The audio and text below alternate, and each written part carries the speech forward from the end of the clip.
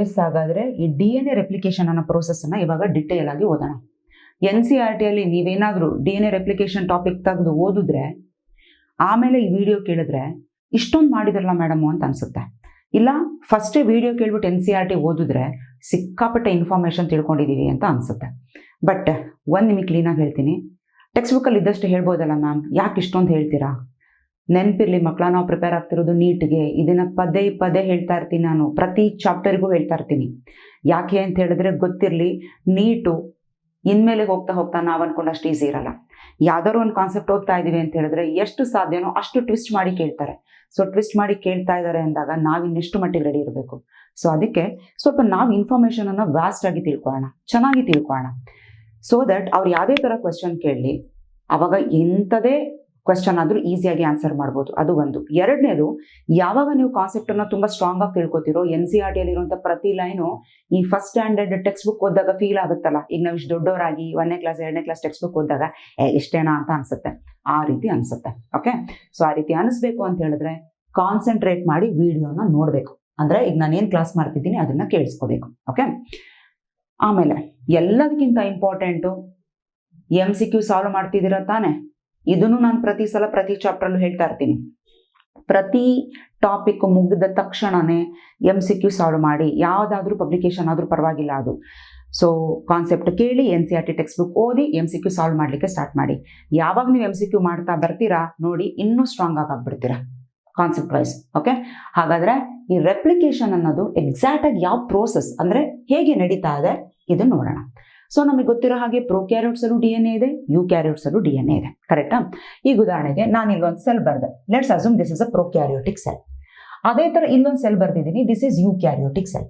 Okay, ಆದರೆ eukaryotic ಸೆಲ್ಲಲ್ಲಿ DNA ಎಲ್ಲಿರುತ್ತೆ? ನ್ಯೂಕ್ಲಿಯಸ್ ಅಲ್ಲಿ ಇರುತ್ತೆ.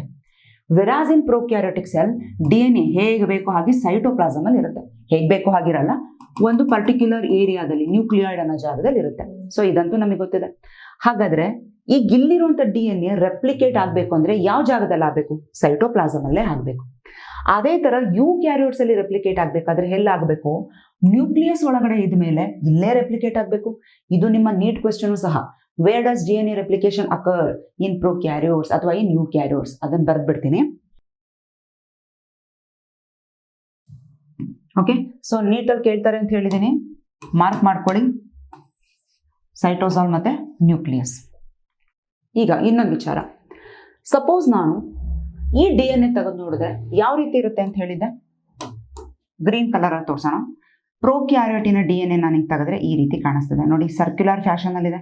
ಬಟ್ ಎರಡೆರಡು ಸ್ಟ್ಯಾಂಡ್ ಇದೆ ಇಲ್ಲೂ. So double standard circular DNA ಅಂತ ಕರಿಬೋದಾ? ಆದರೆ ಯೂಕ್ಯಾರಿಯೋಟ್ಸ್ ಅಲ್ಲಿ ಆ ಥರ ಅಲ್ಲ. ಇದೇ ಹೇಳುತ್ತೆ ನೋಡು, ಈ ಥರ ಲೀನಿಯರ್ ಫ್ಯಾಷನಲ್ಲಿ ಇದ್ದೀನಿ ನಾನು ಅಂತ ಹೇಳ್ತಾ ಇದೆ. Double standard DNA but linear ಆಗಿದೆ. ಓಕೆ, ಸೊ ನಮಗೆ ಈ DNA ಯಾವ ರೀತಿ ಇದೆ, ರೆಪ್ಲಿಕೇಶನ್ ಆಗುತ್ತೆ ಅಂದರೆ ಯಾವ ಜಾಗದಲ್ಲಿ ಆಗುತ್ತೆ, ಇದು ನಮಗೆ ಕ್ಲೀನಾಗಿ ಗೊತ್ತಾಯಿತು. ಇವಾಗ ರೆಪ್ಲಿಕೇಶನ್ ಹೇಗಾಗ್ತಾ ಇದೆ? ಇನ್ಫ್ಯಾಕ್ಟ್ ರೆಪ್ಲಿಕೇಶನ್ ಆಗುವಂಥ ಪ್ರೋಸೆಸ್ಸನ್ನು ನಾವು 3 ಹೆಡ್ಡಿಂಗಲ್ಲಿ ಓದ್ತೀವಿ: ಇನಿಸಿಯೇಷನ್, ಎಲಾಂಗೇಷನ್, ಟರ್ಮಿನೇಷನ್. ಬಟ್ ನಾನು ಆ ಹೆಡ್ಡಿಂಗನ್ನು ಇಲ್ಲಿ ಹಾಕ್ತಾ ಇಲ್ಲ. ಯಾಕಂತ ಹೇಳಿದ್ರೆ ಟ್ರಾನ್ಸ್ಕ್ರಿಪ್ಷನ್ ಅಂತ ಬಂದಾಗ ನೆಕ್ಸ್ಟ್ ಟಾಪಿಕ್ ಅದನ್ನೇ ಮಾಡೋದು ನಾನು. ಅಲ್ಲಿ ಮಾಡಬೇಕಾದ್ರೆ ಮತ್ತೆ ಇನಿಸಿಯೇಷನ್, ಎಲಾಂಗೇಷನ್, ಟರ್ಮಿನೇಷನ್ ಅಂತ ಬರುತ್ತೆ. ಅಯ್ಯೋ ಅಲ್ಲಿಲ್ಲ, ಇಲ್ಲಿ ಮೇಡಮ್ ಹೇಳಿದ್ದಾರೆ ಅಂತ ನಿಮಗೆ ಕನ್ಫ್ಯೂಸ್ ಆಗೋದು ಬೇಡ. ಸೊ ಅದಕ್ಕೆ ನಾನು ಅಲ್ಲಿ ಹೇಳಲ್ಲ, ಅಂದರೆ ಇಲ್ಲಿ ಹೇಳಲ್ಲ, ಅಲ್ಲಿ ಹೇಳ್ತೀನಿ. ಒಟ್ಟಿನಲ್ಲಿ ಯಾವುದೇ ಒಂದು ಪ್ರೋಸೆಸ್ ಸ್ಟಾರ್ಟ್ ಆಗಬೇಕಾದ್ರೆ ಅಲ್ಲಿ ಒಂದು ಸಲ ಇನಿಷಿಯೇಟ್ ಆಗಬೇಕು, ಅಂದರೆ ಸ್ಟಾರ್ಟ್ ಆಗಬೇಕು, ಅಲ್ಲಿಂದ ಎಲಾಂಗೇಷನ್ ಆಗಬೇಕು, ಫೈನಲ್ ಆಗಿ ಸ್ಟಾಪ್ ಆಗಬೇಕು. That is called termination. ಈಗ ನಾನು ರೆಪ್ಲಿಕೇಶನ್ ಏನು ಹೇಳ್ತಿದ್ದೀನಿ, ಒಂದು ಪುಟ್ಟು ಸ್ಟೋರಿ ಅಂತ ಅನ್ಕೊಳ್ರ, ಸ್ಟೋರಿ ಥರನೇ ತಿಳ್ಕೊಂಡ್ಬಿಡಿ, ಅರ್ಥ ಆಗ್ಬಿಡುತ್ತೆ. ಈಗ ನನ್ನ ಹತ್ರ ಇಲ್ಲೊಂದು DNA ಇದೆ ಅಲ್ವಾ ಮಕ್ಕಳ? ಈಗ ಈ DNAನ ನಾನು ಇದರದೇ ಥರ DNA ಇನ್ನೊಂದು ಕಾಪಿ ಪ್ರೊಡ್ಯೂಸ್ ಮಾಡಬೇಕು ಅಂದರೆ ಏನಾಗುತ್ತೆ ಇದು ಅಂತ ಹೇಳಿದ್ದೆ. ಮೊದಲನೇದಾಗಿ ಈ ಥರ DNA ಫಸ್ಟ್ ಸಪ್ರೇಟ್ ಆಗುತ್ತೆ ಅಲ್ವಾ? ಬಟ್ ನಾವು ಅನ್ಕೊಂಡಂಗೆ ಫಸ್ಟ್ ಎರಡೂ ಸ್ಟ್ಯಾಂಡು, ನಾನು ಈ ಕಡೆ ಒಂದು ಸ್ಟ್ಯಾಂಡು, ಈ ಕಡೆ ಒಂದು ಸ್ಟ್ಯಾಂಡು ಸಪ್ರೇಟ್ ಆಗ್ಬಿಡ್ತೀನಿ, ಬಾರಪ್ಪ ಇವಾಗ ಇದನ್ನು ನೋಡಿಕೊಂಡು ನೀನು ಹೊಸ ಸ್ಟ್ಯಾಂಡನ್ನು ಪ್ರಿಪೇರ್ ಆಗು, ಈ ಥರ ಪ್ರಿಪೇರ್ ಆಗಲ್ಲ.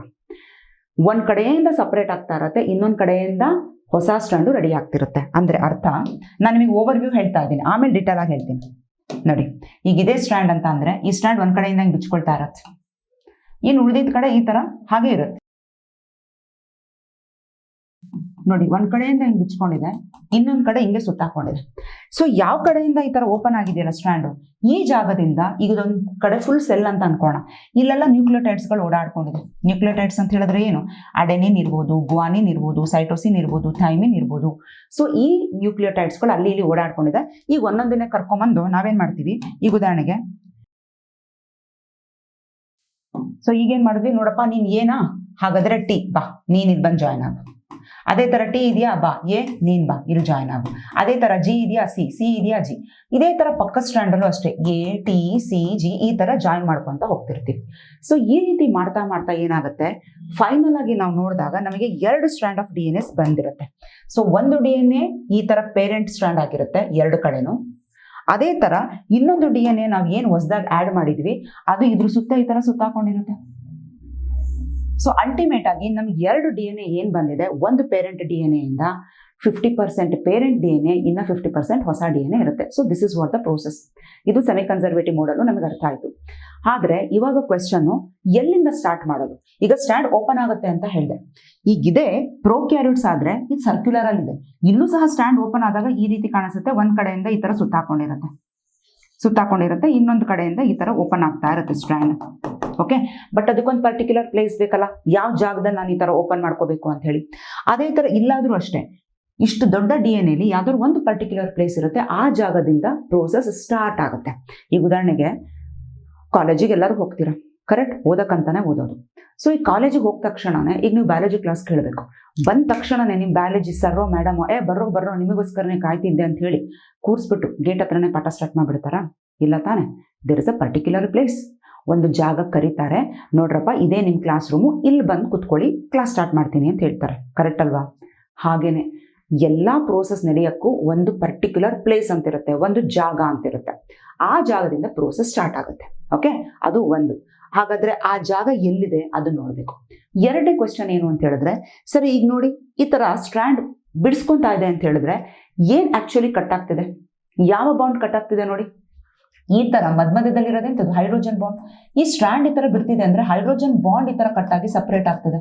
ಹಾಗಾದ್ರೆ ಈ ತರ ಹೈಡ್ರೋಜನ್ ಬಾಂಡ್ ಅನ್ನ ಸಪರೇಟ್ ಮಾಡ್ತಾ ಇರೋದು ಯಾರು? ಅದು ಇನ್ನೊಂದ್ ಕಡೆ ತಿಳ್ಕೊಬೇಕು. ಎಲ್ಲದು ಆದ್ಮೇಲೆ ಇಲ್ಲಿ ನ್ಯೂಕ್ಲಿಯೋಟೈಡ್ಸ್ ಅನ್ನೆಲ್ಲ ತಂದು ಇಲ್ಲಿ ಆಡ್ ಮಾಡ್ತಾ ಇದೀವಿ ಅಂತ ಹೇಳಿದ್ವಿ. ಹಾಗಾದ್ರೆ ನಾವಿಲ್ಲಿ ಪೆನ್ನಲ್ಲಿ ಈಸಿಯಾಗಿ ಬರ್ದಂಗೆ ನ್ಯೂಕ್ಲಿಯೋಟೈಡ್ಸ್ಗಳು ಸೀದಾ ಹೋಗಿ ಆಡ್ ಆಗುತ್ತಾ? ಯಾರೊಬ್ರು ಬೇಕು ಅಲ್ಲಿ ಮಾನಿಟರ್ ಮಾಡಕ್ಕೆ. ಯಾರು ಇಲ್ಲಿರುವಂತ ನ್ಯೂಕ್ಲಿಯೋಟೈಡ್ಸ್ ಅನ್ನೆಲ್ಲ ತಂದು ಆಡ್ ಮಾಡಿ ಹೊಸ ಸ್ಟ್ರಾಂಡ್ ಅನ್ನ ರೆಡಿ ಮಾಡ್ತಾ ಇದ್ದಾರೆ. ಇದನ್ನೆಲ್ಲದು ಓದೋದೇ ಈ ಒಂದು ಪ್ರೋಸೆಸ್, ರೆಪ್ಲಿಕೇಶನ್ ಪ್ರೋಸೆಸ್. ಇವಾಗ ಆ ಪ್ರೋಸೆಸ್ ಓದಕ್ಕೆ ಹೊರಟಿದೀವಿ. ಸ್ಟಾರ್ಟ್ ಮಾಡೋಣ ಬನ್ನಿ. ಸೊ ಇದಿಷ್ಟು ಅರ್ಥ ಆಗಿದೆ ಅನ್ಕೊಳ್ತೀನಿ. ಇಲ್ಲಿ ನೀಟಲ್ಲಿ ಇದ್ರ ಮೇಲೆ ಒಂದು ಕ್ವಶನ್ ಕೇಳ್ತಾರೆ, ನೆನಪಿರ್ಲಿ. ಎಸ್, ಪ್ರೋಸೆಸ್ ಸ್ಟಾರ್ಟ್ ಮಾಡೋಣ ಅಥವಾ ಸ್ಟೆಪ್ಸ್. ಮೊದಲನೇದು ನಮ್ಮ NCERT ಅಲ್ಲಿ ಕೊಟ್ಟಿರೋದು ಪ್ರೋಕ್ಯಾರಿಯೋಟ್ಸಿನ ರೆಪ್ಲಿಕೇಶನ್. ಸೊ ಹಾಗಾಗಿ ಇಲ್ಲಿ ನಾನು ಪ್ರೋಕ್ಯಾರಿಯೋಟ್ಸ್ ಎಂದು ತಗೊಳ್ಬೇಕಾಗುತ್ತೆ. ಯೂಕ್ಯಾರಿಯೋಟ್ಸ್ ಇಂದ ಏನ್ ಹೇಳಿದ್ರು ಸಿಮಿಲರ್ ಆಗಿರುತ್ತೆ ಅನ್ನೋದನ್ನ ಮಾತ್ರ ತಿಳ್ಕೊಡಿ. ಓಕೆ, ಬಟ್ ಇಲ್ಲೊಂದು ಇಂಪಾರ್ಟೆಂಟ್ ವಿಚಾರ ಹೇಳ್ತೀನಿ.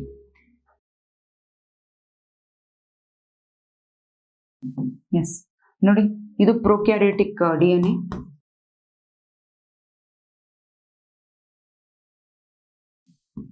ಇದು ಯೂಕ್ಯಾರಿಯೋಟಿಕ್ DNA. ಕರೆಕ್ಟ್? ಈಗ ಯೂಕ್ಯಾರಿಯೋಟಿಕ್ ಹೇಳ್ತೀವಿ, ಪರ್ಟಿಕ್ಯುಲರ್ ಆಗಿ ಇಂಥ ಜಾಗದಿಂದಾನೇ ರೆಪ್ಲಿಕೇಶನ್ ಸ್ಟಾರ್ಟ್ ಆಗಬೇಕು ಅಂದ್ರೆ ಯಾವ ಜಾಗದಿಂದ ತೋರಿಸ್ತೀಯಪ್ಪ ಅಂತ. ಅವಾಗ ಯೂಕ್ಯಾರಿಯೋಟಿಕ್ DNA ಹೇಳುತ್ತೆ, ನೋಡು ನನಗೆ ಇಂಥ ಜಾಗ ಅಂತ ಜಾಗ ಅನ್ನೋದೇನಿಲ್ಲ, ಇಲ್ಲಿ ಬೇಕಾದ್ರೂ ಸ್ಟಾರ್ಟ್ ಮಾಡು, ಇಲ್ಲಿ ಬೇಕಾದ್ರೂ ಸ್ಟಾರ್ಟ್ ಮಾಡು, ಇಲ್ಲಿ ಬೇಕಾದ್ರೂ ಸ್ಟಾರ್ಟ್ ಮಾಡು, ಯಾವ ಜಾಗದಲ್ಲಿ ಬೇಕಾದ್ರೂ ಸ್ಟಾರ್ಟ್ ಮಾಡು. ಆ ಒಂದು ಪರ್ಟಿಕ್ಯುಲರ್ ಪ್ಲೇಸಿಗೆ ಹೆಸರು ಕೊಡಬೇಕು ಅನ್ನೋದಾದ್ರೆ ಆರಿಜಿನ್ ಆಫ್ ರೆಪ್ಲಿಕೇಶನ್ ಅಂತ ಕರೀರಿ ಅಂತ ಹೇಳುತ್ತೆ. Origin of replication. So origin of replication ಎಷ್ಟು ಕಡೆ ಇದೆ ಅಂತ ಹೇಳಿದ್ರೆ ಇನ್ ಸೆವೆರಲ್ ಪಾಯಿಂಟ್ಸ್ ಅಲ್ಲಿ ಆರಿಜಿನ್ ಆಫ್ ರೆಪ್ಲಿಕೇಶನ್ ಇದೆ. ಎಲ್ಲಿ? ಯೂಕ್ಯಾರಿಯೋಟ್ಸ್ ಅಲ್ಲಿ. ಅದೇ ನಾನು ಪ್ರೋಕ್ಯಾರಿಯೋಟಿಕ್ ಕೇಳಿದ್ರೆ ನಾನು ಎಲ್ಲಿ ಬೇಕಾದ್ರೂ ಸ್ಟಾರ್ಟ್ ಮಾಡ್ಬೋದಾ, ನಿನ್ನ ಸ್ಟ್ರಾಂಡ್ ಅನ್ನ ಎಲ್ಲಿ ಬೇಕಾದ್ರೂ ಓಪನ್ ಮಾಡಿ ರೆಪ್ಲಿಕೇಶನ್ ಸ್ಟಾರ್ಟ್ ಮಾಡ್ಬೋದಾ ಅಂತ ಹೇಳಿದ್ರೆ ಈ ಪಾಪ ಪ್ರೋಕ್ಯಾರಿಯೋಟ್ ಹೇಳುತ್ತೆ, ನೋ, ನನ್ನ ಹತ್ರ ಒಂದೇ ಒಂದು ಪಾಯಿಂಟ್ ಇರೋದು ಆರಿಜಿನ್ ಆಫ್ ರೆಪ್ಲಿಕೇಶನ್ ಅಂತ, ಅಲ್ಲಿ ಮಾತ್ರ ಪ್ರೋಸೆಸ್ ಸ್ಟಾರ್ಟ್ ಮಾಡಬೇಕು ಅಂತ ಹೇಳುತ್ತೆ. ಅಂದ್ರೆ there is only one origin of replication, only one. ಹಾಗಾದ್ರೆ ಈಗ ನಾವು ಫಸ್ಟ್ ಸ್ಟೆಪ್ ಅಲ್ಲಿ ಏನ್ ಓದ್ತಾ ಇದ್ದೀವಿ? ಆರಿಜಿನ್ ಆಫ್ ರೆಪ್ಲಿಕೇಶನ್ ಬಗ್ಗೆ ತಿಳ್ಕೊಂತಾ ಇದ್ದೀವಿ. ಆರಿಜಿನ್ ಆಫ್ ರೆಪ್ಲಿಕೇಶನ್ ಅಂದ್ರೆ ಏನು ಅಂತ ಹೇಳಿದ್ರೆ ಏನ್ ಬರೀತೀರಾ? The place okay, the place where DNA replication begin. ಇಷ್ಟೇ ಆರಿಜಿನ್ ಆಫ್ ರೆಪ್ಲಿಕೇಶನ್ ಅಂತ ಹೇಳಿದ್ರೇನು, the place DNA replication begin. So ಈ ಪಾಯಿಂಟ್ ನೆನ್ಪಿಟ್ಕೊಳ್ಳಿ, ಆರಿಜಿನ್ ಆಫ್ ರೆಪ್ಲಿಕೇಶನ್ ಮತ್ತೆ ನಮ್ಮನ್ನ ಫಾಲೋ ಮಾಡುತ್ತೆ ಎಲ್ಲಿ ಗೊತ್ತಾ, ಬಯೋಟೆಕ್ನಾಲಜಿ ಪ್ರಿನ್ಸಿಪಲ್ ಅಂಡ್ ಪ್ರೋಸೆಸ್ ಅನ್ನೋ ಚಾಪ್ಟರ್ ಅಲ್ಲಿ. ನಮಗೆ ಅಲ್ಲಿ ಗೊತ್ತಾಗಲ್ಲ, ನಾನು ಆ ವಿಡಿಯೋದಲ್ಲಿ ನಿಮಗೆ ನೀಟಾಗಿ ಹೇಳ್ತೀನಿ. ಆ ಒಂದು ಚಾಪ್ಟರ್ ಒಳಗಡೆ ಮತ್ತೆ ನಾವು DNA ವೆಕ್ಟರ್ ಅಂತ ಓದ್ತೀವಿ, ಅದು ಈ ಚಾಪ್ಟರ್ಗೆ ಕನೆಕ್ಟ್ ಮಾಡ್ತಾರೆ. ನಾವು ಎಕ್ಸ್ಪೆಕ್ಟೇ ಮಾಡೋಕ್ಕಾಗಲ್ಲ ಇಲ್ಲಿಂದ ಅಲ್ಲಿ ಕನೆಕ್ಟ್ ಆಗಿರತ್ತಾ ಅಂತ. ನಾನು ಆ ಚಾಪ್ಟರ್ ಬಂದಾಗ ಹೇಳ್ತೀನಿ, ಇಲ್ಲೇ ಹೇಳ್ತಾ ಕೂತ್ರೆ ನಿಮ್ಗೆ ಸುಮ್ಮನೆ ಟೈಮ್ ಕನ್ಸ್ಯೂಮ್ ಆಗುತ್ತೆ. ಅದಕ್ಕೆ ಬಟ್ ನೆನ್ಪಿಟ್ಕೊಳ್ಳಿ, ಆರಿಜಿನ್ ಆಫ್ ರೆಪ್ಲಿಕೇಶನ್ ಅನ್ನೋದು DNAಗೆ ತುಂಬಾನೇ ಇಂಪಾರ್ಟೆಂಟ್. ಸರಿ, ನಮಗಂತೂ ಇಂತೂ ಗೊತ್ತಾಯ್ತು ಇದೇ ಆರಿಜಿನ್ ಆಫ್ ರೆಪ್ಲಿಕೇಶನ್. ಹೆಂಗ್ ಗೊತ್ತಾಗುತ್ತೆ ಅಂದ್ರೆ, ದೇರ್ ಆರ್ ಪರ್ಟಿಕ್ಯುಲರ್ ಸೀಕ್ವೆನ್ಸ್. ಈಗ ನಾವು ಹೇಗೆ ATGC ಅಂತ ಹೇಳ್ತೀವಿ, ಆ ಥರ ಈ ಜಾಗದಲ್ಲಿ ಕೆಲವು ಸ್ಪೆಸಿಫಿಕ್ ಆಗಿ ಸೀಕ್ವೆನ್ಸ್ ಇರುತ್ತೆ ಅಷ್ಟೇ. ಸೊ ಆ ಸೀಕ್ವೆನ್ಸ್ ನೋಡಿದ ತಕ್ಷಣನೇ ಗೊತ್ತಾಗುತ್ತೆ, ಓ ಈ ಜಾಗದಿಂದ ಪ್ರೋಸೆಸ್ ಸ್ಟಾರ್ಟ್ ಮಾಡಬೇಕು. ಹಾಗಾದ್ರೆ ಆ ಸೀಕ್ವೆನ್ಸ್ ನೋಡೋರು ಯಾರು, ಸ್ಟಾರ್ಟ್ ಮಾಡೋರು ಯಾರು? ಅವಾಗ ಬರುತ್ತೆ ಒಂದು enzyme. That is the second step. ಏನ್ ಮಾಡ್ತಾ ಇದೆ ಆ ಎನ್ಸೈಮ್? ಬಂದು ಒಂದು ಎನ್ಸೈಮ್ ಬರುತ್ತೆ, ಆ ಎನ್ಸೈಮ್ ಹೆಸರು ಹೆಲಿಕೇಸ್.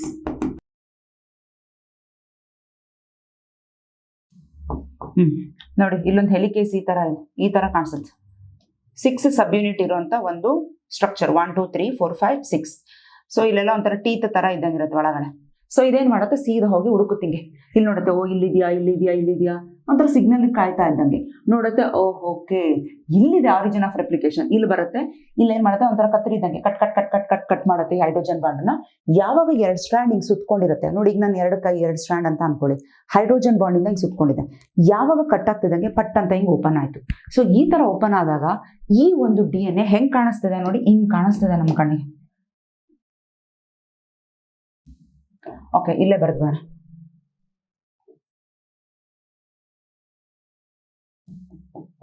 ಸೊ ಈ ತರ ಇತ್ತಲ್ಲ DNA, ಯಾವಾಗ ಈ ಜಾಗದಲ್ಲಿ ಓಪನ್ ಆಯ್ತು ಸ್ಟ್ರಾಂಡ್,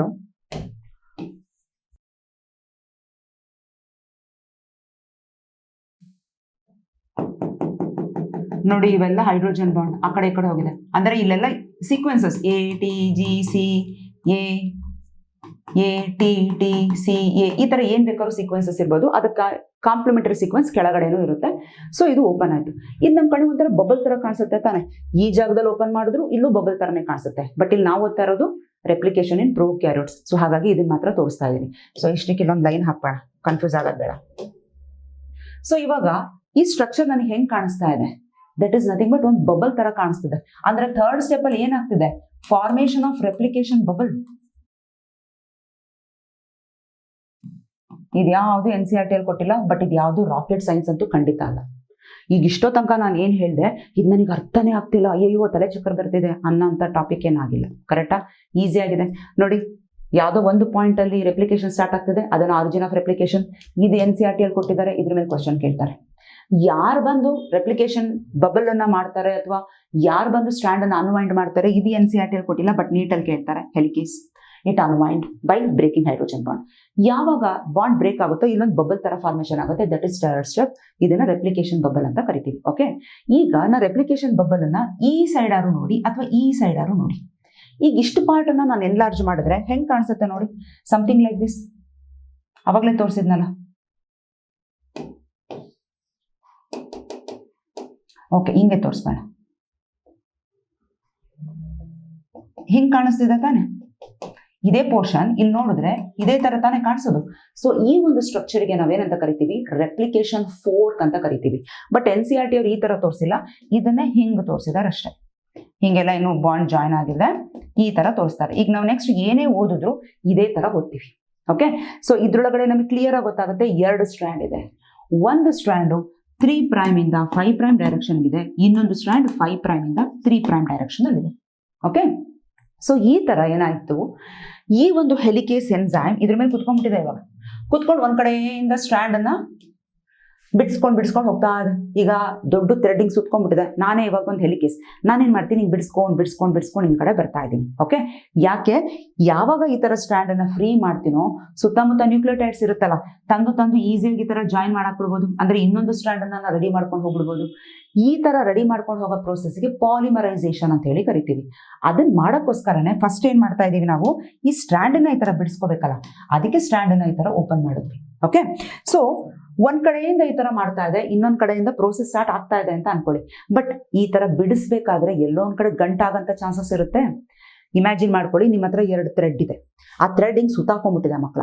ಈಗ ನೀವೇನ್ ಮಾಡ್ತಿದ್ರೆ ಹಿಂಗೆ ಹಿಡ್ಕೊಂಡು ಹಿಂಗೆ ಎಳಿತಾ ಇದ್ದೀರಾ, ಥ್ರೆಡ್ ಬಿಚ್ಕೋತಿದೆ. ಯಾವುದೋ ಒಂದು ಜಾಗದಲ್ಲಿ ಬಿಚ್ಕೊಳ್ಬೇಕಾದ್ರೆ ಈ ತರ ನಾಟ್ ಆಗ್ಬಿಡ್ತು ಅಂತ ತಿಳ್ಕೊಳ್ಳಿ. ಓಕೆ, ಇದು ಎನ್ಸೈಮ್ ತರನೇ ಕಾಣಿಸ್ತಿದೆ, ಇದೇ ಕಲರ್ ತಗೋಣ, ಗ್ರೀನ್ ಕಲರ್. ಈ ತರ ಗಂಟಾಗ್ಬಿಡ್ತು, ಈ ತರ ಗಂಟಾಗ್ಬಿಡ್ತು. ಅವಾಗ ನಾವೇನ್ ಮಾಡ್ತೀವಿ, ನಮಗೆ ಪೇಷನ್ಸ್ ಇರಲ್ಲ, ಸಿಟ್ಟು ಬರತ್ತೆ, ಕಟ್ ಅಂತ ಸಿಸರ್ ತಗೋತೀವಿ, ಕತ್ರಿ ತಗೋತೀವಿ, ಕಟ್ ಮಾಡ್ತೀವಿ, ಬಿಸಾಕ್ತೀವಿ. ಬಟ್ DNA ಹಾಗೆ ಮಾಡೋಕ್ಕಾಗಲ್ವೇ? ಆ ಥರ ಎಲ್ಲ ಗಂಟು ಆಗಿರೋದನ್ನೆಲ್ಲ ಕಟ್ ಮಾಡ್ಬಿಟ್ರೆ ಎಷ್ಟೊಂದು ಜೀನ್ಸೇ ಡಿಲೀಟ್ ಆಗಿ ಹೊರಟೋಗ್ಬಿಡುತ್ತೆ. ಸೊ ಈ ಥರ ಏನು ಗಂಟಾಗಿರುತ್ತಲ್ಲ, ಇದನ್ನ ನಾವೇನಂತ ಕರಿತೀವಿ, ಸೂಪರ್ ಕಾಯಿಲಿಂಗ್. ಈ ಸೂಪರ್ ಕಾಯಿಲಿಂಗ್ ಅನ್ನ ಬಿಡ್ಸಕ್ಕೆ ಯಾರು ಬರ್ತಾರೆ, ಇನ್ನೊಬ್ಬ ಎನ್ಸೈಮ್ ಬರ್ತಾರೆ, ಐ ಆಮ್ ಕಮಿಂಗ್ ಅಂತ. ಆ ಎನ್ಸೈಮ್ ಹೆಸರು ಗೈರೇಸ್.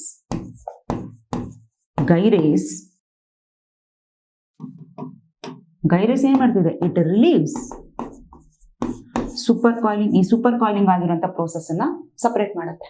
ಓಕೆ, ಸೊ ಇದಿಷ್ಟು ನಿಮಗೆ ಕ್ಲೀನ್ ಆಗಿ ಅರ್ಥ ಆಯ್ತು ಅಂತ ಅನ್ಕೊಳ್ತೀನಿ. ಈಗ ಪ್ರೋಸೆಸ್ ಸ್ಟಾರ್ಟ್ ಮಾಡೋದೆ ವಿತೌಟ್ ಎನಿ ಡಿಲೇ. ಬರ್ರಪ್ಪ, ಇಲ್ಲಿ ಒಂದೊಂದೇ ನ್ಯೂಕ್ಲಿಯೋಟೈಡ್ ಆಡ್ ಮಾಡ್ಕೊಂಡು ಹೋಗೋಣ ಅಂತ ಇವಾಗ ಸೆಲ್ಲು ರೆಡಿ ಆಗಿದೆ. ಇವಾಗ ಇಷ್ಟು ಏನ್ ನೋಡಿದೀರಾ, ಇದನ್ನೇ ನಾನು ಇಮೇಜ್ ಅಲ್ಲಿ ತೋರಿಸ್ತೀನಿ. ಇಲ್ಲಿ ನೋಡಿ, DNA ಸ್ಟ್ಯಾಂಡ್ ಈ ತರ ಇದೆ. ಜಸ್ಟ್ ರೆಪ್ಲಿಕೇಶನ್ ಫೋರ್ಕ್ ಮಾತ್ರ ತೋರಿಸಿದೀನಿ ನಾನು. ಇದನ್ನ ಏನಂತ ಕರೆದ್ವಿ, ಈ ಒಂದು ಪಾರ್ಟಿಗೆ ರೆಪ್ಲಿಕೇಶನ್ ಫೋರ್ಕ್. ಓಕೆ, ಈಗ ರೆಪ್ಲಿಕೇಶನ್ ಫೋರ್ಕ್ ಇಲ್ಲಿ ನೋಡಿದ್ರೆ ನೋಡಿ, DNA ಹೆಲಿಕೇಸ್ ಯಾವ ರೀತಿ ಇದೆ. ಈ DNA ಹೆಲಿಕೇಸ್ ಬಿಡಿಸ್ಕೊಂತ ಮುಂದಕ್ಕೆ ಹೋಗ್ತಾನೆ ಇದೆ. ಓಕೆ, ಸೊ ಈ ಮುಂದಕ್ಕೆ ಹೋಗ್ಬೇಕಾದ್ರೆ ಈ ಕಡೆ ಎಲ್ಲ ಸ್ಟ್ಯಾಂಡ್ ಫ್ರೀ ಆಗಿದೆಯಲ್ಲ, ಈ ಜಾಗದಲ್ಲಿ ನಾವೇನು ಹೊರಗಡೆ ಸೆಲ್ ಒಳಗೆ ಈ ತರ ನ್ಯೂಕ್ಲಿಯೋಟೈಡ್ಸ್ ಇತ್ತಲ್ಲ, ಅವೆಲ್ಲ ಈ ತರ ಜಾಯಿನ್ ಆಗ್ತಾ ಬರುತ್ತೆ. ಅಂದ್ರೆ ಒಂದ್ ಕಡೆ ಈ ತರ ಜಾಯಿನ್ ಆಗ್ತಾ ಒಂದು ಸ್ಟ್ಯಾಂಡ್ ಹಿಂಗ್ ಫಾರ್ಮೇಶನ್ ಆಗ್ಬಿಡುತ್ತೆ. ಅದೇ ತರ ಪಕ್ಕದಲ್ಲೂ ಹಿಂಗ್ ಜಾಯಿನ್ ಆಗ್ತಾ ಇನ್ನೊಂದು ಸ್ಟ್ಯಾಂಡ್ ಫಾರ್ಮೇಶನ್ ಆಗ್ತಾ ಹೋಗುತ್ತೆ. ಓಕೆ, ಆದ್ರೆ ಇಲ್ಲಿ ಇನ್ನೊಂದು ತಲೆಬಿಸಿ ಏನಪ್ಪಾ ಅಂತ ಹೇಳಿದ್ರೆ, ಒಂದ್ ಕಡೆಯಿಂದ ನಾವು ಸ್ಟ್ಯಾಂಡ್ ಬಿಡಿಸ್ಕೊ ಬರ್ತಿರ್ತೀವ, ಅದೇನಾಗ್ತಾ ಇರುತ್ತೆ, ಮತ್ತಿಂಗ್ ಸುತ್ತ ಹಾಕೊಳ್ಳುವಂತ ಚಾನ್ಸಸ್ ಇರುತ್ತೆ. ಅಂದ್ರೆ ಈಗ ನೋಡಿ, ಈ ತರ ಇದೆ DNA. ಹೆಲಿಕೇಸ್ ಏನ್ ಮಾಡ್ತು, ಈ ತರ ಬಿಡಿಸ್ಕೊಂಡು ಮುಂದಕ್ಕೆ ಇಲ್ಲಿವರೆಗೂ ಬಂದ್ಬಿಟ್ಟಿದೆ ಎನ್ಸೈಮ್ ಹೆಲಿಕೇಸ್. ಬಟ್ ಈ ತರ ಬಿಡಿಸ್ಕೊಂಡ್ಮೇಲೆ ಯಾವಾಗ ಈ ಸ್ಟ್ಯಾಂಡ್ ಓಪನ್ ಆಗಿ ಕೂತಿರುತ್ತಲ್ಲ, ಇದೇನ್ ಮಾಡುತ್ತೆ, ಮತ್ತೆ ಸುತ್ತಾಕೊಂಡ್ಬಿಡುತ್ತೆ. ಓ, ನೀವು ಮುಂದಕ್ಕೆ ಹೋದ್ಯಾ, ಈಗ ಉದಾಹರಣೆ ನೋಡಿ, ಇಲ್ಲಿ ಬಿಡಿಸ್ಕೊಂಡಿದೆ ಅಂತ ಅನ್ಕೊಳ್ಳಿ, ಇಲ್ಲಿ ತನಕ ಬಿಡಿಸಿದೆ ಅದು.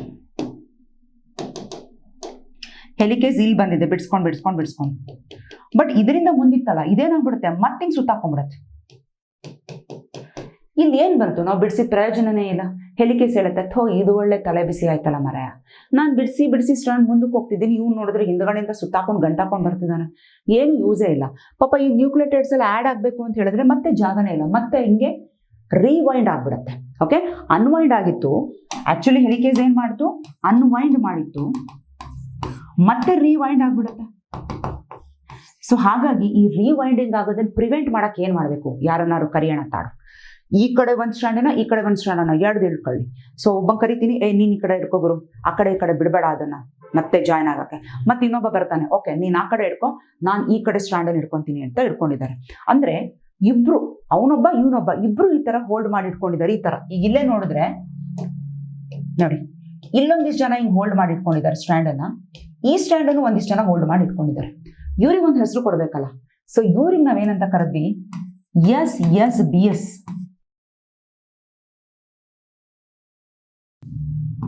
Single stranded binding proteins, SSBS. ಇದು ನಿಮ್ಮ NCERT ಅಲ್ಲಿ ಕೊಟ್ಟಿಲ್ಲ, ಬಟ್ ನೀಟಲ್ಲಿ ಕೇಳಿದ್ದಾರೆ, ನೆನಪಿರ್ಲಿ. ನಾನು ಬರೀ ಯಾವುದೋ 1 ವರ್ಷದ್ದು 2 ವರ್ಷದ್ದು ನೀಟ್ ಪೇಪರ್ ನೋಡಿ ಹೇಳ್ತಾ ಇಲ್ಲ, 10-12 ವರ್ಷದ್ದು ನೀಟ್ ಪೇಪರ್ ಅನಾಲಿಸಿಸ್ ಮಾಡಿ ನಿಮ್ಗೆ ಹೇಳ್ತಾ ಇದ್ದೀನಿ. ಯಾವ ಕ್ವೆಶ್ಚನ್ ನೀವು ಮಿಸ್ ಮಾಡಬಾರ್ದು, ಯಾವುದೇ ಕ್ವೆಶ್ಚನ್ ನೀವು ಸ್ಕಿಪ್ ಮಾಡಿ, ನಂಗೆ ಇದು ಗೊತ್ತಾಗ್ಲಿಲ್ಲ, ನಾವು ಮೇಡಮ್ ವಿಡಿಯೋ ಎಲ್ಲ ಫಾಲೋ ಮಾಡಿದ್ವಿ ಬಟ್ ನಮಗೆ ಅರ್ಥ ಆಗದಲ್ಲೇ ಕ್ವೆಶ್ಚನ್ ಬಿಟ್ವಿ ಅನ್ನೋದೇ ಇರಬಾರ್ದು ನಿಮ್ಮ ನೀಟ್ ಎಕ್ಸಾಮಲ್ಲಿ. ಆ ರೀತಿ ರೆಡಿ ಆಗಬೇಕು. ನೋಡಿ, ಯಾವುದು ನಿಮಗೆ ಕಷ್ಟ ಆಗ್ತಾ ಇಲ್ಲ, ಈಸಿಯಾಗಿ ನಿಮಗೆ ಅರ್ಥ ಮಾಡಿಸ್ತಾ ಇದ್ದೀನಿ. ಏನು ಅಂದರೆ ಒಂಚೂರು ಕಾನ್ಸಂಟ್ರೇಟ್ ಮಾಡಿ ಕೇಳಿ. ಸ್ಟೋರಿ ತರಾನೇ ಇದೆ, ಏನಿದೆ ಇಲ್ಲಿ. Okay, so single stranded binding protein ಹೆಸರಲ್ಲೇ ಇದೆ ನೋಡಿ. ನಾವು ಸಿಂಗಲ್ ಸ್ಟ್ರಾಂಡ್ ಅನ್ನ ಮಾತ್ರ ಬೈಂಡ್ ಆಗ್ತೀವಿ ಅಂತ ಕೂತಿದ್ದಾವೆ. ಆಯ್ತು ಗುರು, ಬೈಂಡ್ ಆಗು, ಅದಕ್ಕೆ ನಿನ್ನ ಹೆಸರು ಸಿಂಗಲ್ ಸ್ಟ್ರಾಂಡೆಡ್ ಬೈಂಡಿಂಗ್ ಪ್ರೋಟೀನ್ಸ್. ಎಲ್ಲಿ ತನಕ ಬೈಂಡ್ ಆಗ್ತೀಯಾ, ಇಡೀ ಪ್ರೋಸೆಸ್ ಮುಗಿಯೋ ತನಕ ನಾನು ಹಿಂಗೆ ಗಟ್ಟಿ ಹಿಡ್ಕೊಂಡು ಕೂತಿರ್ತೀನಿ ಅಂತ ಹೇಳ್ತಾರೆ. ಎಲ್ಲೆಲ್ಲಿ ಹೆಲಿಕೇಸ್ ಹೋಗುತ್ತೋ ಅಲ್ಲೆಲ್ಲ ನಾವು ಮಲ್ಟಿಪ್ಲೈ ಆಗ್ತಾ ಆಗ್ತಾ ಹಿಂಗೆ ಹೋಲ್ಡ್ ಮಾಡಿ ಇಟ್ಕೊಂಡಿರ್ತೀವಿ ಅಂತ ಹೇಳ್ತಾರೆ. ಸೊ ಹಾಗಾಗಿ ಇದು ಮಲ್ಟಿಪ್ಲೈಂಗ್ ಆಗ್ತಾ ಇರತ್ತೆ, ಎಲ್ಲೆಲ್ಲಿ ಹೋಗುತ್ತೋ ಅಲ್ಲೆಲ್ಲ. ಆ ಇಮೇಜ್ ತೋರಿಸ್ತೀನಿ, ಇದು ಅರ್ಥ ಆಗಿದೆಲ್ಲ. ಅಲ್ಲಿ ನೋಡಿ, ಕಾಣಿಸ್ತಿದ್ಯಾ ಈ ಪಿಂಕ್ ಪಿಂಕ್ ಕಲರು, ಇವೆಲ್ಲ ಸಿಂಗಲ್ ಸ್ಟ್ರಾಂಡೆಡ್ ಬೈಂಡಿಂಗ್ ಪ್ರೋಟೀನ್ಸ್. ಇಲ್ಲಿ ನೋಡಿ ಹೆಲಿಕೇಸ್ ಈ ತರ ಸುಮ್ಮನೆ ಸ್ಟ್ರಕ್ಚರ್ ಅಲ್ಲಿ ತೋರಿಸಿದ್ದಾರೆ ಈ ಇಮೇಜ್ ಅಲ್ಲಿ. ಇದು ಹೋದಂಗೂ ಈ ತರ ಬರ್ತಾ ಇರುತ್ತೆ. ಓಕೆ, ಇನ್ಫ್ಯಾಕ್ಟ್ ಇಲ್ಲಿಂದಾನೇ ಸ್ಟಾರ್ಟ್ ಆಗಿರುತ್ತೆ, ಅದು ಇಲ್ಲಿ ತೋರಿಸಿಲ್ಲ ಅಷ್ಟೇ. ಸೊ ಇವಾಗ ಈಸಿ, ಯಾವಾಗ ಸ್ಟ್ರಾಂಡ್ ಓಪನ್ ಆಗಿರುತ್ತೋ ಈಸಿಯಾಗಿ ತಂದು ನ್ಯೂಕ್ಲಿಯೋಟೈಡ್ ಅನ್ನ ಆಡ್ ಮಾಡಬಹುದು. ಈಗ ಆ ಪ್ರೋಸೆಸ್ ಅನ್ನ ನೋಡ್ತಾ ಹೋಗೋಣ. ಓಕೆ, ಬನ್ನಿ. ಇವಾಗ ಇಲ್ಲಿಂದ ಸ್ವಲ್ಪ ಕ್ಲೀನಾಗಿ ಫೋಕಸ್ ಮಾಡಿ. ಈಗ ನನ್ನ ಹತ್ರ DNA ಈ ತರ ಇದೆ, ರೆಪ್ಲಿಕೇಶನ್ 4 ರೂಪದಲ್ಲಿದೆ, ಕರೆಕ್ಟಾ? ಈ ಕಡೆ ಅಂತೂ ಇನ್ನೂ ಸ್ಟ್ಯಾಂಡ್ ವೈಂಡ್ ಆಗೇ ಇದೆ, ಅನ್ವೈಂಡ್ ಆಗಿಲ್ಲ. ಇಲ್ಲಿರೋ ಸ್ಟ್ಯಾಂಡ್ಸ್ ಎಲ್ಲ ಅನ್ವೈಂಡ್ ಆಗೋಗ್ಬಿಟ್ಟಿದೆ, ರೈಟ್? ಇವಾಗ ನಾವು DNA ಕೇಳಿದ್ವಿ, ನೋಡಪ್ಪ DNA, ಸೊ ಇದೆ ತಾನೇ DNA. ಈ DNA ಕೇಳ್ತೀವಿ, DNA ನೀನು ಯಾಕೆ ಇಷ್ಟಿಷ್ಟೇ ಓಪನ್ ಮಾಡ್ತಾ ಇದೆ ಸ್ಟ್ಯಾಂಡ್ ಅನ್ನ, ಹೇಳು ಹೆಲಿಕೇಸ್ಗೆ ಕಂಪ್ಲೀಟ್ ಓಪನ್ ಮಾಡ್ಲಿ ಅಂತ. ಅವಾಗ ಹೇಳುತ್ತೆ, ಎನರ್ಜಿ ಯಾರು ಕೊಡೋರು? ನೀವು ಅನ್ಕೊಂಡಷ್ಟು ಈಸಿನ ಹೈಡ್ರೋಜನ್ ಬಾಂಡನ್ನು ಬ್ರೇಕ್ ಮಾಡೋಕ್ಕೆ? ಒಪ್ಕೊಳ್ತೀನಿ ವೀಕ್ ಬಾಂಡ್ ಅಂತ, ಹಾಗಂತೇಳಿ ಪಟ್ ಅಂತ ಮಾಡೋಕ್ಕಾಗಲ್ಲ, ಸಿಕ್ಕಾಪಟ್ಟೆ ಎನರ್ಜಿ ಬೇಕು. ಅದ್ರ ಜೊತೆಗೆ ಇಲ್ಲಿಂದ ಬಂದು ನ್ಯೂಕ್ಲಿಯೋಟೈಡ್ಸ್ ಆ್ಯಡ್ ಮಾಡಬೇಕು ಅಂತ ಹೇಳಿದ್ರೆ ಅದಕ್ಕೂ ಎನರ್ಜಿ ಬೇಕು. ಇವೆಲ್ಲ ಎನರ್ಜಿ ಕೊಡೋರು ಯಾರು? ಎಲ್ಲಿದೆ ಎನರ್ಜಿ? ಅವಾಗ ಬರ್ತವೆ ಸೆಲ್ ಒಳಗಡೆ. ಇದೇ ಸೆಲ್ ಅಲ್ವಾ, ಇಡೀ ಬೋರ್ಡೇ ಸೆಲ್ ಅಂತ ಅನ್ಕೊಳ್ಳಿ. ಪ್ರೊಕ್ಯಾರಿಯೋಟಿಕ್ ಆದ್ರೆ ಇದು ಸೈಟೋಪ್ಲಾಸಮ್, ಯೂಕ್ಯಾರಿಯೋಟ್ಸ್ ಆದ್ರೆ ಇದು ಒಂದು ನ್ಯೂಕ್ಲಿಯಸ್. ಓಕೆ, ಇದ್ರೊಳಗಡೆ ಸುಮಾರು ನ್ಯೂಕ್ಲಿಯೋಟೈಡ್ಸ್ ಗಳೆಲ್ಲ ಈ ತರ ಓಡಾಡ್ತಾ ಇದಾವೆ. ಓಕೆ, ಬಟ್ ಈ ನ್ಯೂಕ್ಲಿಯೋಟೈಡ್ಸ್ ಒಂದನ್ನ ನಾನು ಹೆಸರಿಟ್ಕೊಂಡು ಕರೆಯೋದಾದ್ರೆ AMP ಮಾನೋಫಾಸ್ಫೇಟ್ ರೂಪದಲ್ಲಿ ಇದಾವೆ ಇವೆಲ್ಲ. ಅಡೆನಿನ್ ಮಾನೋಫಾಸ್ಫೇಟ್ ಅಂದ್ರೆ ಇವ್ ಯಾವಿಗೂ ಎನರ್ಜಿ ಇಲ್ಲ ಇವಾಗ, ಇವೆಲ್ಲ ಎನರ್ಜಿಲೆಸ್, ಸುಸ್ತಾಗಿ ಕೂತ್ಬಿಟ್ಟಿದೆ. ಅಷ್ಟೊತ್ತಿಗೆ ಬರ್ತಾನೆ ಇನ್ನೊಬ್ಬ, ನಿಮಗೆ ಎನರ್ಜಿ ಇದ್ರೆ ಮಾತ್ರ ಕೆಲಸ ಆಗೋದು, ಒಂದು ಕೆಲಸ ಮಾಡ್ತೀನಿ ತಾಡೋ, ನಿಮಗೆ ಎನರ್ಜಿ ಕೊಡ್ತೀನಿ ಅಂತ ಹೇಳಿ ಒಂದು ಎನ್ಸೈಮ್ ಬರುತ್ತೆ, ಫಾಸ್ಫಾರಿಲೇಸ್. ಈ ಫಾಸ್ಫಾರಿಲೇಸ್ ಹೇಳುತ್ತೆ, ನೋಡು ನಾನು ನಿಂಗೆ ಎನರ್ಜಿ ಕೊಡ್ತೀನಿ ಅಂತ ಹೇಳಿದ್ರೇನು, 2 ಫಾಸ್ಫೇಟ್ ನಿನಗೆ ಆ್ಯಡ್ ಮಾಡ್ತೀನಿ. ಯಾವಾಗ 2 ಫಾಸ್ಫೇಟ್ ನಾನು ನಿಂಗೆ ಆ್ಯಡ್ ಮಾಡ್ತೀನಿ, you will become energy rich. ಅವಾಗ ನೀನೇನಾಗ್ತೀಯಾ, AMP ಇದ್ದಿದ್ದು ATP ಆಗ್ತೀಯಾ, ಟ್ರೈಫಾಸ್ಫೇಟ್ ಆಗ್ತೀಯಾ. ಅಡೆನಿನ್ ಮಾನೋಫಾಸ್ಫೇಟ್ ಇದ್ದಿದ್ದು ಅಡೆನಿನ್ ಟ್ರೈಫಾಸ್ಫೇಟ್ ಆಗ್ತೀಯಾ. ಅದೇ ತರ guanine triphosphate, cytosine triphosphate, thymine triphosphate, ಯಾವ್ಯಾವ ನ್ಯೂಕ್ಲಿಯೋಟೈಡ್ಸ್ ಇದೆ ಎಲ್ಲವೂ ಮಾನೋಫಾಸ್ಫೇಟ್ ರೂಪದಲ್ಲಿದೆ.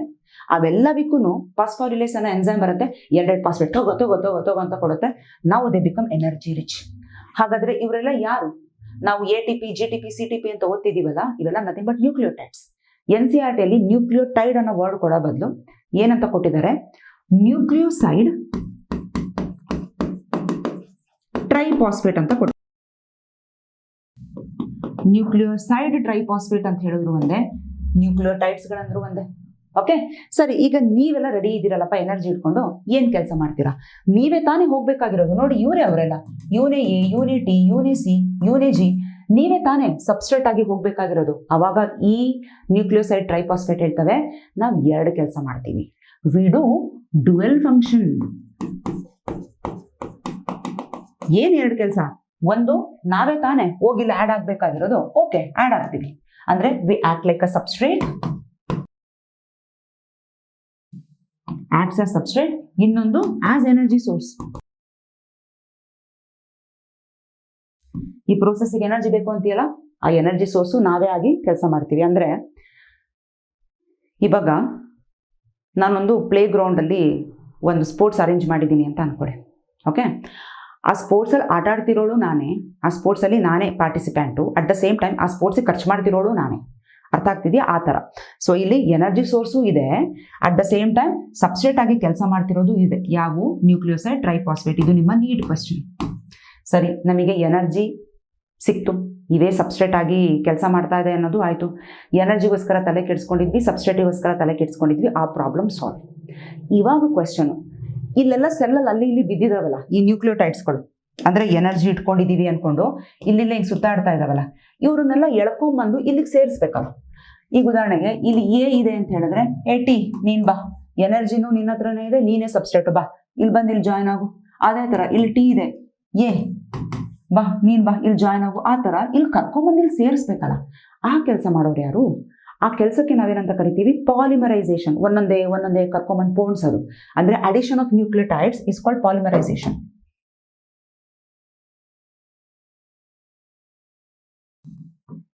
Is called polymerisation. ಹಾಗಾದ್ರೆ ಪಾಲಿಮರೈಸೇಷನ್ ಕೆಲಸ ಮಾಡೋರು ಯಾರು ಮಾಡ್ತೀರಪ್ಪ? ಆವಾಗ ಬರುತ್ತೆ ನಮ್ಮ ಮೇನ್ ಹೀರೋ. ಇಷ್ಟೆಲ್ಲ ನೀವು ಯಾರ್ಯಾರಿಗೂ ಹೇಳಿದ್ರಲ್ಲ, ಎಷ್ಟೊಂದು ಜನ ಎನ್ಸೈಮ್ ಹೆಸರು ಹೇಳ್ಬಿಟ್ರಿ ನೀವೆಲ್ಲ. ಹೆಲಿಕೇಸ್ ಅಂತೆ, ಅವ್ನು ಬಂದು ಅನ್ವೈಂಡ್ ಮಾಡ್ತಾನಂತೆ, ಇನ್ಯಾರೋ ಗೈರೇಸ್ ಅಂತೆ, ಸೂಪರ್ ಕಾಯಿಲ್ ಆಗಿರೋದನ್ನ ರಿಲೀವ್ ಮಾಡ್ತಾನಂತೆ, ಸಿಂಗಲ್ ಸ್ಟ್ಯಾಂಡರ್ಡ್ ಬೈಂಡಿಂಗ್ ಪ್ರೋಟೀನ್ ಅಂತೆ, ಹಿಂಗೆ ಹಿಡ್ಕೊಂಡು ನಿಂತ್ಕೋತಾರಂತೆ. ಇವ್ರು ಯಾರು ಬಂದು ಕೆಲಸ ಆಗಲ್ಲ ಕಣ್ರಿ, ನಾನೇ ಇರಬೇಕು. ಓಕೆ, ಸೊ ಮದುವೆ ಮನೆಯಲ್ಲಿ ನಾವು ಚಪ್ರ ಹಾಕೋರೊಬ್ರು ಇರ್ಬೋದು, ಅಥವಾ ಹೂವಿನಾರ ಕಟ್ಟೋರು ಬೇರೆ ಇರ್ಬೋದು, ಅಡುಗೆಯವ್ರು ಬೇರೆ ಮಾಡ್ತಿರ್ಬೋದು, ಎಲ್ಲ ಇರ್ಬೋದು. ಆದರೆ ತಾಳಿ ಕಟ್ಟಕ್ಕೆ ಗಂಡೆ ಬೇಕು ಅನ್ನಂಗೆ ಇಲ್ಲಿ ಈ ಒಂದು ಪ್ರೋಸೆಸ್ ಮಾಡೋಕ್ಕೆ ನಮ್ಮ ಮೇನ್ ಹೀರೋನೇ ಬೇಕು. ಆ ಹೀರೋ ಯಾರು ಅಂತ ಹೇಳಿದ್ರೆ DNA ಡಿಪೆಂಡೆಂಟ್ DNA ಪಾಲಿಮರೇಸ್. ನೋಡಿ, ಈ ಎನ್ಸೈಮ್ ಹೆಸರು ತುಂಬ ಇಂಪಾರ್ಟೆಂಟ್.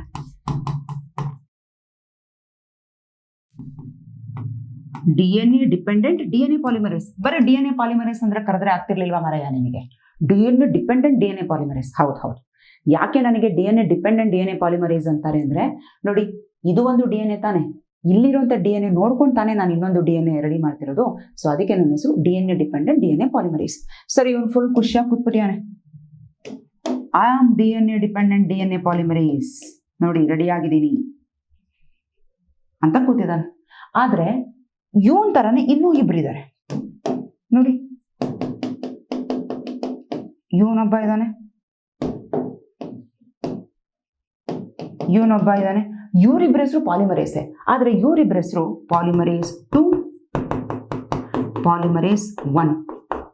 ಬಟ್ ನಮಗೆ ಮೇನ್ ಆಗಿ ಈ ಕೆಲಸ ಮಾಡಕ್ಕೆ ಬಂದಿರೋದು ಪಾಲಿಮರೇಸ್ 3. ಎಂತ polymerase 3? DNA dependent DNA polymerase 3. So ಇದು ನಿಮ್ಮ ನೀಟ್ ಕ್ವೆಶ್ಚನ್ ಅಗೇನ್. ಹಾಗಾದ್ರೆ ಇವರಿಬ್ರು ಏನ್ ಮಾಡ್ತಾರೆ? ಇವರಿಬ್ರು ಇವನ್ ಫ್ರೆಂಡ್ಸ್ ಅನ್ನೋದಕ್ಕಿಂತ ಸಿಬ್ಲಿಂಗ್ಸ್ ಅಂತ ಅನ್ಕೊಳ್ಳಿ. ಇವನಿಗೂ ಹೆಲ್ಪ್ ಮಾಡ್ತಾರೆ, ಬಟ್ ಡೈರೆಕ್ಟ್ ಆಗಲ್ಲ, ಇಂಡೈರೆಕ್ಟ್ ಆಗಿ ಆಮೇಲೆ ಹೆಲ್ಪ್ ಮಾಡ್ತಾರೆ. ಇವರಿಬ್ರ ಬಗ್ಗೆ ಆಮೇಲೆ ತಿಳ್ಕೊಳ್ಳೋಣ. NCERT ಕೊಟ್ಟಿಲ್ಲ, ಸೊ ಹಾಗಾಗಿ ಇವರಿಬ್ರ ಬಗ್ಗೆ ತಕ್ಷಣನೇ ಬೇಡ. ಫಸ್ಟ್ ಇವನೇನು ಕೆಲಸ ಮಾಡ್ತಾನೆ ನೋಡಿ.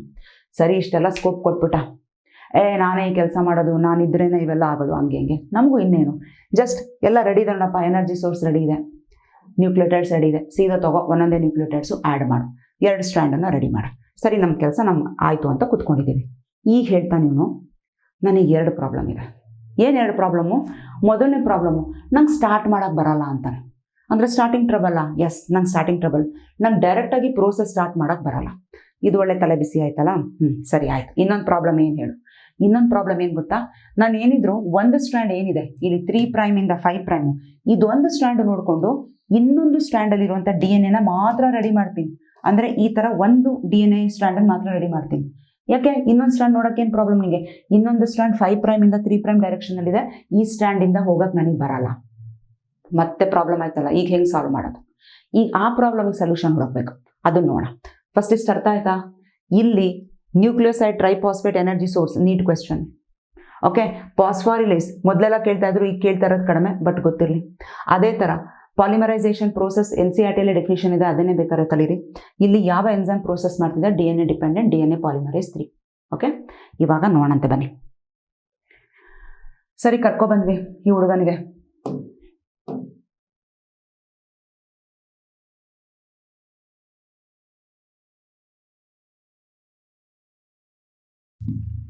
Okay, DNA dependent DNA polymerase ಬಾ 3 ಅಲ್ಲ ನಿನ್ನ ಹೆಸರು, ಬಾ. ನಿಂಗೆ 2 ಪ್ರಾಬ್ಲಮ್ ಇದೆಲ್ಲ. ಒಂದು, you can't initiate the process. ಎರಡನೇದು, ನೀನು ಬರೀ 5' ಇಂದ 3' ಡೈರೆಕ್ಷನ್ಗೆ ಹೋಗ್ತೀಯಾ. ಅಂದರೆ ನೀನು 3' ಇಂದ 5' ಇರುವಂಥ ಟೆಂಪ್ಲೇಟ್ ನೋಡಿಕೊಂಡು 5' ಇಂದ 3' ಡೈರೆಕ್ಷನ್ಗೆ ಹೋಗ್ತೀಯಾ. ಕರೆಕ್ಟ್ ಅಲ್ವಾ? ಬಟ್ ಈ ಪ್ರಾಬ್ಲಮ್ ಸಾಲ್ವ್ ಮಾಡಲೇಬೇಕು, ನಿನ್ನಿಂದನೇ ಕೆಲಸ ಆಗೋದಲ್ಲ. ಸರಿ, ಒಂದು ಕೆಲಸ ಮಾಡ್ತೀವಿ ತಾಡು.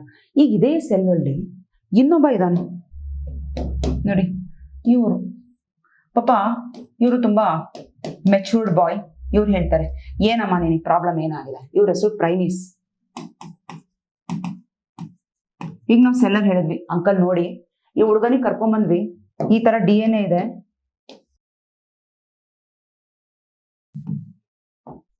ಈ ತರ DNA ಇದೆ, ಇಲ್ಲೆಲ್ಲ ನ್ಯೂಕ್ಲಿಯೋಟೈಡ್ ಸೀಕ್ವೆನ್ಸಸ್ ಇದೆ, AT GC ET ಈ ತರ ಇದೆ. ಪ್ರೋಸೆಸ್ ಸ್ಟಾರ್ಟ್ ಮಾಡು ಅಂದ್ರೆ ಈ ಹುಡುಗ ನಾನು ಪ್ರೋಸೆಸ್ ಸ್ಟಾರ್ಟ್ ಮಾಡೋಕ್ಕೆ ಬರಲ್ಲ ಅಂತ ಹೇಳ್ತಾನಲ್ಲ, ನಾವು ಏನು ಮಾಡೋದು ಅಂಕಲ್? ಸೊ ಅವಾಗ ಇವ್ರು ಹೇಳ್ತಾರೆ, ತಲೆ ಕೆಡಿಸ್ಕೋಬೇಡಿ, ನನ್ನ ಹೆಸರು ಪ್ರೈಮೇಸ್ ಅಲ್ವಾ, ನಾನು ಪುಟ್ ಪ್ರೈಮರ್ನ ರೆಡಿ ಮಾಡಿಬಿಟ್ಟಿದ್ದೀನಿ. ನೋಡಿ ಇಲ್ಲೆಲ್ಲ ಪ್ರೈಮರ್ಗಳಿದೆ. ಈ ಪಿಂಕ್ ಕಲರಲ್ಲಿ ಏನು ನೋಡ್ತಾ ಇದ್ದೀರಾ, ಇವೆಲ್ಲ ಪುಟ್ ಪ್ರೈಮರ್ ಅಂತ ಹೇಳಿದ್ರೆ small stretch of RNA. Okay, ಈ ಸೀಕ್ವೆನ್ಸ್ಗಳು ನಿಮ್ಮ DNA ಕರೆಕ್ಟಾಗಿ ಮ್ಯಾಚ್ ಆಗುತ್ತಾ ನೋಡ್ಕೊಳ್ಳಿ ಅಂತ ಹೇಳಿದ್ರು. ಇದು ಸಹ 5' ಇಂದ 3' ಕಡೆನೇ ಇದೆ. ಎಲ್ಲೆಲ್ಲಿ 3' ಇರುತ್ತೋ ಆ ಜಾಗದಲ್ಲಿ ಎಂಡಲ್ಲಿ OH ಇರುತ್ತೆ. ಅದು ನಮ್ಗೆ ಎಲ್ಲರಿಗೂ ಗೊತ್ತು, ಸ್ಟ್ರಕ್ಚರ್ ಆಲ್ರೆಡಿ ತಿಳ್ಕೊಂಡಿದ್ದೀವಿ, ಕರೆಕ್ಟಾ? ಸೊ ಇವನ್ನ ಪ್ರೈಮರ್ ಅಂತ ಹೇಳಿ ಕರಿತೀವಿ. ಈ ಪ್ರೈಮರ್ ಅನ್ನ ತಗೊಂಡು ಹೋಗಿಬೇಕಾದ್ರೆ ನಾನು ನಿಮಗೆ ಪರ್ಮಿಷನ್ ಕೊಡ್ತೀನಿ, ಈ ಪ್ರೈಮರ್ ತಗೊಂಡೋಗಿ ಇದಕ್ಕೆ ಫಿಕ್ಸ್ ಮಾಡ್ಕೊಳ್ಳಿ ಅಂತ ಹೇಳಿದ್ರು. ಈಗ ಇವ್ರಿಗೆ ಕೇಳ್ತೀವಿ, ಪ್ರೈಮರ್ ಅಂತಂದು ಇಲ್ಲಿ ಫಿಕ್ಸ್ ಮಾಡ್ತೀವಿ, ಮುಂದೆ ಕೆಲಸ ನೀನು ಮಾಡ್ತೀಯಾ? ಇವನು ಹೇಳ್ತಾನೆ, ಎಸ್, ನನಗಿದ್ದು ಇದೊಂದೇ problem, I can't initiate the process. Primer ತಂದು ನೀನು ಈ ಥರ ಆ್ಯಡ್ ಮಾಡಿದ್ರಿ ಅಂದರೆ ನೋಡಿ, ಇಲ್ಲಿ 5' ಇಂದ 3' ಕಡೆ ಇದೆ ಪ್ರೈಮರ್ ಯಾವಾಗ 3' ಎಂಡ್ ಇದೆ ಅದರ ಹತ್ರ OH ಇದೆ. ಈಗ ನನಗೆ ಕೆಲಸ ಈಸಿ. ಈಗ ಇದು ಹೇಳುತ್ತೆ ನೋಡಿ, ಈಗ ನನಗೆ ಕೆಲಸ ಈಸಿ.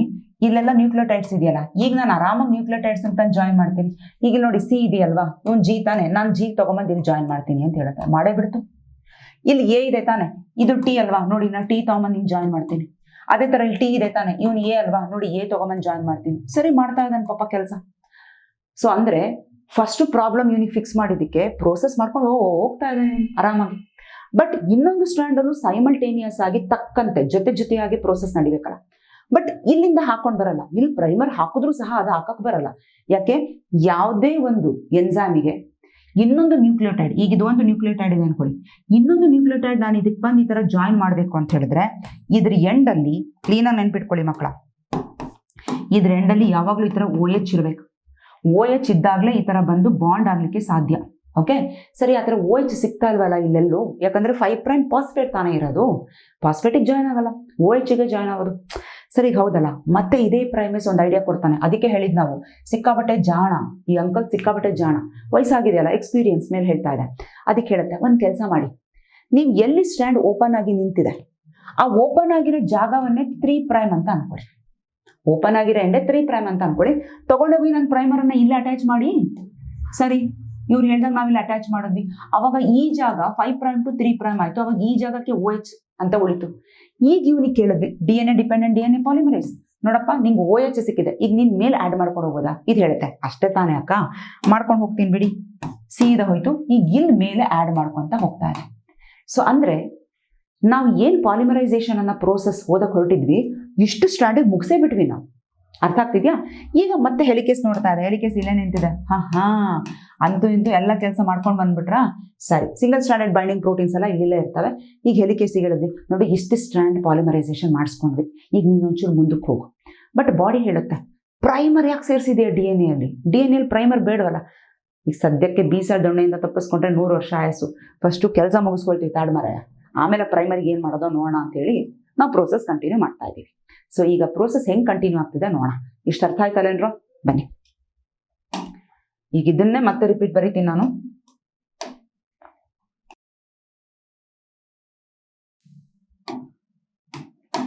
ನೋಡಿ, ಒಂದ್ ಕಡೆ ಕಂಟಿನ್ಯೂಸ್ ಆಗಿ ಈ ತರ ಮಾಡ್ಕೊಂಡು ಹೋಗ್ತಾನೆ ಇದೆ, ಇನ್ನೊಂದ್ ಕಡೆ ಈ ಕಡೆ ಉಲ್ಟಾ ಹೋಗ್ತಿದೆ. ಕರೆಕ್ಟಾ? ಇಷ್ಟ ಆಗಿದೆ ತಾನೆ?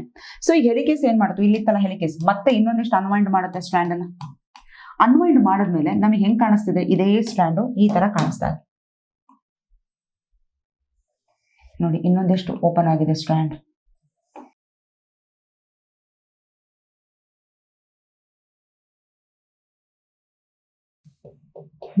ನೋಡಿ, ಇವನು ಹೆಲಿಕೇಸ್ ಇದ್ನಲ್ಲ, ಸಾರಿ ಹೆಲಿಕೇಸ್ ಅಲ್ಲ, ಯಾರು ಇವನು? ಪಾಲಿಮರೇಸ್ 3.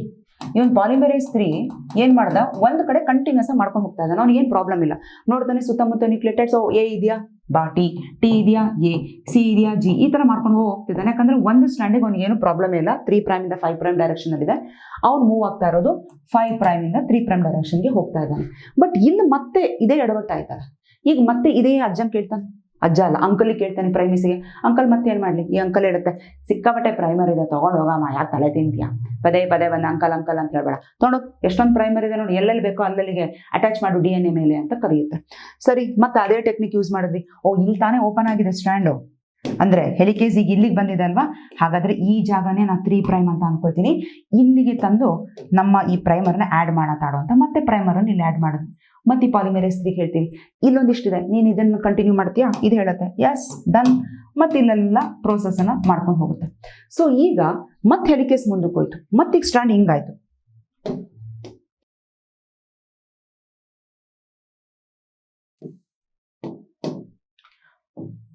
ನೋಡಿ ಒಂದ್ ಸ್ಟ್ರಾಂಡ್ ಅಲ್ಲಿ ಈ ತರ ಕಂಟಿನ್ಯೂಸ್ ಆಗಿ ಆಗ್ತಾನೆ ಇದೆ ಪಾಲಿಮರೈಸೇಷನ್ ಪ್ರೋಸೆಸ್. ಇನ್ನೊಂದು ಸ್ಟ್ರಾಂಡ್ ಎಲ್ಲೆಲ್ಲಿ ಜಾಗ ಬಿಟ್ಟಿತ್ತೋ ಈ ಪ್ರೈಮರು ಆ ಜಾಗದಲ್ಲೆಲ್ಲ ಈ ತರ ಪಾಲಿಮರೈಸೇಷನ್ ಪ್ರೋಸೆಸ್ ಮಾಡ್ಕೊಂತ ಹೋಗ್ತಾ ಇದೆ. ಸೊ ಈ ರೀತಿ ಬಂದು ಬಂದು ಫೈನಲ್ ಆಗಿ ಇಡೀ DNA ಕಂಪ್ಲೀಟ್ ಆಗಿ ಮುಗಿಸೇ ಬಿಡುತ್ತೆ ಯಾರು, ನಮ್ಮ ಪಾಲಿಮರೇಸ್ 3. ಈಗ ಎಂಡಲ್ಲಿ ನೋಡಿದಾಗ DNA ಹೆಂಗ್ ಕಾಣಿಸ್ತದೆ, ಯಾಕಂದ್ರೆ ಹೆಲಿಕೇಸ್ ಇವಾಗ ಇಲ್ಲಿಂದ ಫರ್ದರ್ ಅನ್ವೈಂಡ್ ಮಾಡಿ ಮಾಡಿ ಕಂಪ್ಲೀಟ್ ಆಗಿ ಸ್ಟ್ರಾಂಡ್ ಅನ್ನ ಬಿಚ್ಚಿರುತ್ತೆ. ಅವಾಗ ಹೆಂಗ್ ಕಾಣಿಸುತ್ತೆ ನೋಡೋಣ. ಇಷ್ಟು ಅರ್ಥ ಆಗ್ತಿದ್ಯಾ? ನಾನು ಇಲ್ಲಿ ಯಾವ್ದು ಸೀಕ್ವೆನ್ಸಸ್ ಬರ್ದಿಲ್ಲ, ಇವೆಲ್ಲ ನಥಿಂಗ್ ಬಟ್ ATCG ಈ ತರ ಇದ್ರೆ ಇದಕ್ಕೆ ಆಪೋಸಿಟ್ TAGC ಈ ತರ ಹೋಗ್ತಿದೆ ಅಂತ ಅರ್ಥ. ಇಲ್ಲೂ ಅದೇ ತರನೇ. ಓಕೆ, ಈಗ ನೋಡೋಣ ಫೈನಲ್ ಆಗಿ ಹೆಂಗ್ ಕಾಣಿಸ್ತಿದೆ ನಮ್ಮ DNA. ಹಿಂಗ್ ಓಪನ್ ಆಗ್ಬಿಟ್ಟಿದೆ ಫುಲ್ ಸ್ಟ್ರಾಂಡ್.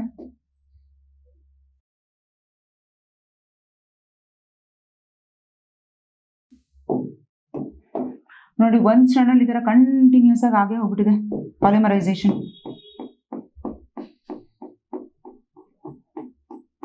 ಇನ್ನೊಂದು ಸ್ಟ್ರಾಂಡ್ ಅಲ್ಲಿ ಅಲ್ಲೇ ಮಧ್ಯ piece piece piece piece.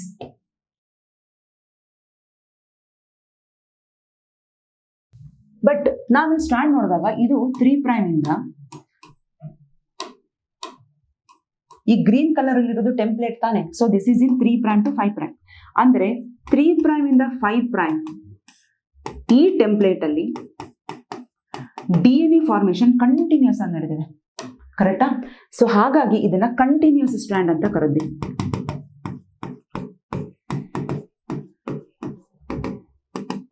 But ಈ 5' ಇಂದ 3' ಡೈರೆಕ್ಷನ್ ಅಲ್ಲಿ ಏನು ಟೆಂಪ್ಲೇಟ್ ಇತ್ತು, DNA ಅಲ್ಲಲ್ಲೇ piece piece piece piece formation ಆಗಿದೆ. ಸೊ ಹಾಗಾಗಿ ಇದನ್ನ ಡಿಸ್ಕಂಟಿನ್ಯೂಸ್ ಸ್ಟ್ರಾಂಡ್.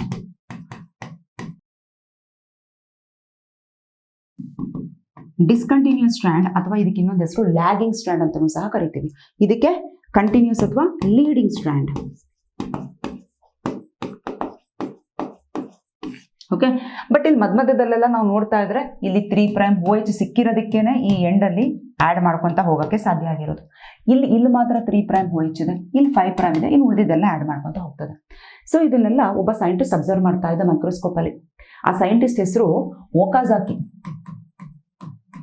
ಸೊ ಆ ಒಕಾಜಾಕಿ ಅನ್ನೋ ಸೈಂಟಿಸ್ಟು ಈ DNA ನೋಡ್ತಿರ್ತಾರೆ, ಅಲ್ಲ ಒಂದು ಸ್ಟ್ರಾಂಡ್ ಎಷ್ಟು ಚಂದ ಹೋಗ್ತಾ ಇದೆ, ಇನ್ನೊಂದು ಸ್ಟ್ರಾಂಡ್ ನೋಡಿ ಪೀಸ್ ಪೀಸ್ ಪೀಸ್ ಪೀಸ್ ಆಗಿದೆ. ಸೊ ಇದು ನಮಗೆ ಗೊತ್ತಾಗಿದೆ ಒಕಾಜಾಕಿ ಹೇಳಿದ್ಮೇಲೆ. ಅದಕ್ಕೆ ನಾವೇನ್ ಮಾಡ್ಬಿಟ್ವಿ, 3' ಇಂದ 5' ಇಂದ 3' ಡೈರೆಕ್ಷನ್ ಅಲ್ಲಿ ಇರುವಂತ ಈ ಟೆಂಪ್ಲೇಟ್ ಸ್ಟ್ರಾಂಡ್ ಅಲ್ಲಿ DNA ಪೀಸ್ ಆಗಿದೆ ತಾನೆ. ಈ DNA ಪೀಸಸ್ಗೆ ಒಕಾಜಾಕಿ ಫ್ರಾಗ್ಮೆಂಟ್ಸ್ ಅಂತಾನೆ ಕರೆಯೋಣ ಅಂತ ಹೇಳ್ಬಿಟ್ವಿ. This is called Okazaki fragments. Okay, but ನಮ್ DNA ರೆಪ್ಲಿಕೇಶನ್ ಮುಗಿದ್ಬಿಡ್ತಾ. ಈಗ ಇದಕ್ಕೆ ಸೂಪರ್ ಯು ಹ್ಯಾವ್ ಡನ್ ಅಂತ ಹೇಳಿ ನಾವು ಇದಕ್ಕೆ ನೊಬೆಲ್ ಪ್ರೈಸ್ ಕೊಡೋಕ್ಕಾಗತ್ತೆ DNA ಪಾಲಿಮರೇಸ್ಗೆ? ಇಲ್ಲ. ಯಾಕೆ? ಅರ್ಧ ಕೆಲಸ ಮಾಡಿದ್ಯಾ ನೀನು. ನಮಗೆ ಈ ಪೀಸಸ್ ಪ್ರೈಮರ್ಗಳೆಲ್ಲ ಬೇಡ. ಸೊ ಏನ್ ಮಾಡೋದು ಇವಾಗ? ಪಾಪ ಅವ್ನು ಏನ್ ಮಾಡೋದು ಅಂತ ಗೊತ್ತಾಗ್ದಲೆ ಸುಮ್ಮನೆ ಬೇಜಾರು ಮಾಡ್ಕೊಂಡು ಕೂತಿದ್ದ ಹುಡುಗ.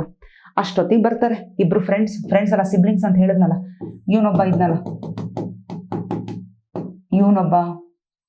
ಇವನೊಬ್ಬ ಯಾರು ಇವರು? Polymerase 2, polymerase 1. ಈಗ ಪಾಲಿಮರೇಸ್ 1 ಬರ್ತಾನೆ.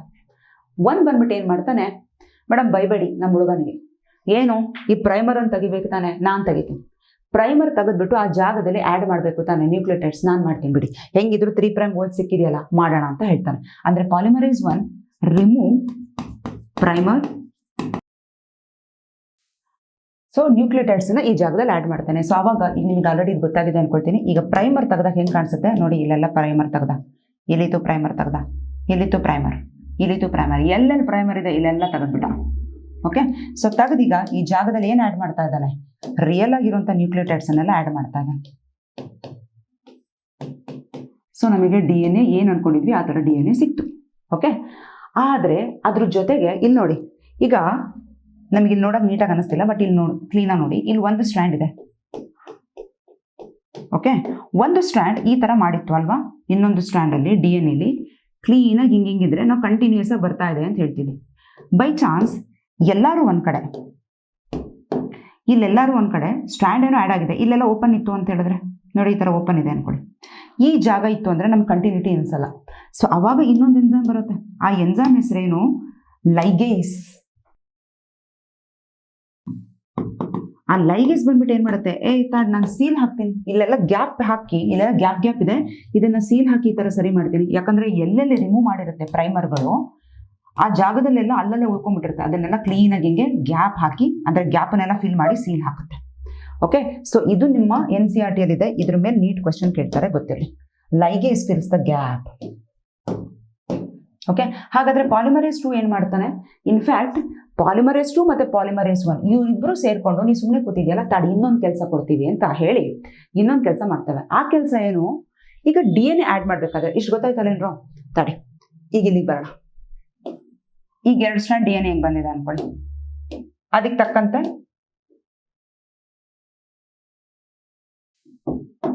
ಸೊ ಇನ್ನೊಂದು ಸ್ಟ್ರಾಂಡ್ DNA ಹಿಂಗ್ ಬಂತು, ಫಾರ್ಮೇಶನ್ ಆಗೋಯ್ತು.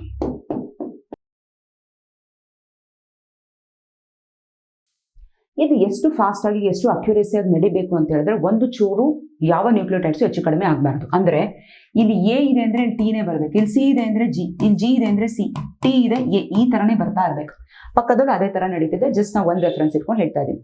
ಬೈ ಚಾನ್ಸ್ ಇಲ್ಲಿ ಫಾಸ್ಟ್ ಪಟ್ಟ ಪಟ್ಟ ಪಟ್ಟ ಪಟ್ಟ ಹಾಕಿ ಹೋಗ್ಬೇಕಾದ್ರೆ ನ್ಯೂಕ್ಲಿಯೋಟೈಡ್ಸ್ ತಗೋಬ ಆಡ್ ಮಾಡು, ನ್ಯೂಕ್ಲಿಯೋಟೈಡ್ಸ್ ತಗೋಬ ಆಡ್ ಮಾಡು. ಪಾಪ ಪಾಲಿಮರೇಸ್ 3 ಮಾಡ್ತಿದ್ದಾನೆ ಈ ಕೆಲಸ.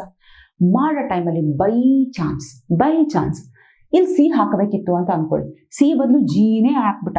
ಯಾರೋ ಪಾಲಿಮರೇಸ್ 3 Gನೇ ಹಾಕ್ಬಿಟ್ಟ. ಏನಾಯ್ತು? ಹಾಕಂಗಿಲ್ಲ. ಎಂತ ದೊಡ್ಡ ತಪ್ಪು ಇದು, ಎಂತ ದೊಡ್ಡ ಮಿಸ್ಟೇಕು ಮಾಡ್ಬಿಟ್ಟಲ್ಲ ಮರಯ ನೀನು. ಏನಾಯ್ತು ಇವಾಗ? ಮ್ಯೂಟೇಶನ್ ಆಗ್ಬಿಡುತ್ತೆ ಬಾಡಿಯಲ್ಲಿ. ಮಾಡಂಗಿಲ್ಲ, it should not occur, but ನೀನ್ ಮಾಡ್ಬಿಟ್ಟಿಯಲ್ಲ. ಈಗ ಇದನ್ನ ಚೆಕ್ ಮಾಡೋರು ಯಾರು? ಅವಾಗ ಬರ್ತವೆ ಈ ಎರಡುಗಳು. ಓಕೆ, ಇವರಿಬ್ರು ಬರ್ತಾರೆ, ಹಿಂಗೆ ಚೆಕ್ ಮಾಡ್ತಾ ನೋಡ್ತಾರೆ. ಎಲ್ಲಿ ನೋಡ, ಓ A ಇದೆ, T ಇದೆ, C ಇದೆ, G ಇದೆ, ಎಲ್ಲ ಚೆಕ್ ಮಾಡ್ತಾರೆ. G ಜಾಗದಲ್ಲಿ Gನೇ ಹಾಕಿದೆಯಲ್ಲ, C ಹಾಕೋದ್ಬಿಟ್ಟು ತಾಡು ನಾ ಸರಿ ಮಾಡ್ತೀನಿ ಅಂತ ಹೇಳಿ ಈ ನ್ಯೂಕ್ಲಿಯೋಟೈಡ್ ಅನ್ನ ತೆಗೆದು ಆಮೇಲೆ ಏನ್ ಮಾಡ್ತೇವೆ? ಕರೆಕ್ಟ್ ಆಗಿರುವಂತ ನ್ಯೂಕ್ಲಿಯೋಟೈಡ್, ಓಕೆ C ಹಾಕ್ಬೇಕಿತ್ತ ಹಾಕ್ತೀನಿ ತಾಡು. ಸೊ ಈ ಕೆಲಸಕ್ಕೆ ನಾವೇನಂತ ಕರಿತೀವಿ? DNA repair and proofreading. DNA repair and proof reading. In fact ಈ ಕೆಲಸ ಮಾಡ್ತಿರೋದು DNA ಪಾಲಿಮರೇಸ್ 1ನೇ, ಬಟ್ ಇವನ್ ಜೊತೆ 2 ಸೇರ್ಕೊಳ್ತಾನೆ. ಪ್ರೂಫ್ ರೀಡಿಂಗ್ ಅಂದ್ರೇನು? ಈಗ ನನ್ನ ಹತ್ರ ಯಾವುದೊಂದು ಬುಕ್ ಇದೆ, ಚೆಕ್ ಮಾಡಿ ಮೇಡಮ್ ಅಂತ ಕೊಡ್ತಾರೆ, ನಾನು ಅದನ್ನೆಲ್ಲ ಓದ್ತೀನಿ. ಓ ಇಲ್ಲಿ ಮಿಸ್ಟೇಕ್ ಇದೆ, ಇದು ನಾನು ಸರಿ ಮಾಡ್ತೀನಿ. ಸೊ ಅದನ್ನೇ ಪ್ರೂಫ್ ರೀಡಿಂಗ್ ಮತ್ತೆ ರಿಪೇರ್ ಅಂತ ಹೇಳಿ ಕರೆಯೋದು ಇಲ್ಲೂ ಸಹ. Okay, so this is about DNA. So ಇಲ್ಲಿ NCERT ಪ್ರೋಕ್ಯಾರಿಯೋಟ್ ಬಗ್ಗೆ ಮಾತಾಡ್ತಿರ್ಬೇಕಾದ್ರೆ ಒಂದೆರಡು ಲೈನ್ ಎಕ್ಸ್ಟ್ರಾ ಕೊಟ್ಟಿದ್ದಾರೆ, ಅದನ್ನು ಹೇಳ್ತೀನಿ. ಇಲ್ಲಿ ನೋಡಿ, ನಾವು ಪ್ರೋಕ್ಯಾರಿಯೋಟಿಕ್ DNA ಅಂತ ಮಾತಾಡ್ತಿದೀವಿ ಅಂತ ಹೇಳಿದ್ರೆ, ಪ್ರೋಕ್ಯಾರಿಯೋಟ್ಸ್ ಈ ಕೊಲೈ ತಗೋಣ. ಈಗ ಈ ಕೊಲೆಯಲ್ಲಿ ಟೋಟಲ್ ಎಷ್ಟು ಬೇಸ್ ಪೇರ್ ಇದೆ ಅಂತ ಹೇಳಿದ್ದೆ? 4.6 into 10 to the power 6. 1 second. 4.6 into 10 to the power 6 base pair, correct? So ಒಂದು DNA ಒಳಗೆ ಇಷ್ಟಿದೆ. ಈಗ ಈ DNA ಮತ್ತೆ ವಾಪಸ್ ಸುತ್ಕೊಳ್ಳುತ್ತೆ. ಈಗ ಈ DNA ಏನಿದೆ ಮತ್ತೆ ಈ ತರ ವಾಪಸ್ ಅನ್ವೈಂಡ್ ಆಗುತ್ತೆ. 2 DNA ಏನಿದೆ ಆ 2 DNA ಮತ್ತೆ ವಾಪಸ್ ಈ ತರ ವೈಂಡ್ ಆಗುತ್ತೆ. ಬಿಡಿ, ಅದು ಬೇರೆ ಪ್ರಶ್ನೆ. ಆದ್ರೆ ಈಗ ನಾನು ಒಂದು DNA ಎಷ್ಟು ಬೇಸ್ ಪೇರ್ ಇದೆ ಅಂತ ಚೆಕ್ ಮಾಡಿದ್ರೆ ಇಷ್ಟಿದೆ. ಈಗ ಇಷ್ಟು DNA ಮತ್ತೆ ಹೊಸದಾಗಿ ತಾನೇ ಹುಟ್ಟಿದಿವಾಗ 2 ಸ್ಟ್ರಾಂಡ್ ಅಲ್ಲೂ ಈ ತರ ಎಷ್ಟು ಮಿನಿಟ್ಸ್ ಅಲ್ಲಿ ಆಗುತ್ತೆ? ವಿತಿನ್ 18 ಮಿನಿಟ್ಸ್ ಅಲ್ಲಿ ಆಗುತ್ತೆ. ಯಾವುದು? DNA replication. ಇದು ನೀಟ್ ಕ್ವೆಶ್ಚನ್. DNA ರೆಪ್ಲಿಕೇಶನ್ ಪ್ರೋಕ್ಯಾರಿಯೋಟ್ಸ್ ಅಲ್ಲಿ ಎಷ್ಟು ಮಿನಿಟ್ಸ್ ಅಲ್ಲಿ ಆಗುತ್ತೆ? 18 ಮಿನಿಟ್ಸ್ ಅಲ್ಲಿ ಆಗುತ್ತೆ. ಒಂದು ಸೆಲ್ ಇದ್ದು ಮಲ್ಟಿಪ್ಲೈ ಆಗೋಕ್ಕೆ 20 ಮಿನಿಟ್ಸ್ ಬೇಕು. ಬರೀ DNA ರೆಪ್ಲಿಕೇಶನ್ ಆಗೋಕ್ಕೆ 18 ಮಿನಿಟ್ಸ್ ಬೇಕು. ಓಕೆ, ಹಾಗಾದ್ರೆ ಎಷ್ಟು ಸ್ಪೀಡಲ್ಲಿ ಆಗ್ತಿದೆ ಅಂತ ನಾವು ನೋಡ್ತಾ ಹೋದ್ರೆ ಮಕ್ಕಳ, ಯು ಕಾಂಟ್ ಇವನ್ ಇಮ್ಯಾಜಿನ್ ಮಾಡ್ಕೊಳಕ್ಕಾಗಲ್ಲ. ಇಲ್ಲಿ ನೋಡಿ, 1 ಸೆಕೆಂಡು ಆಗಲಿಲ್ಲ.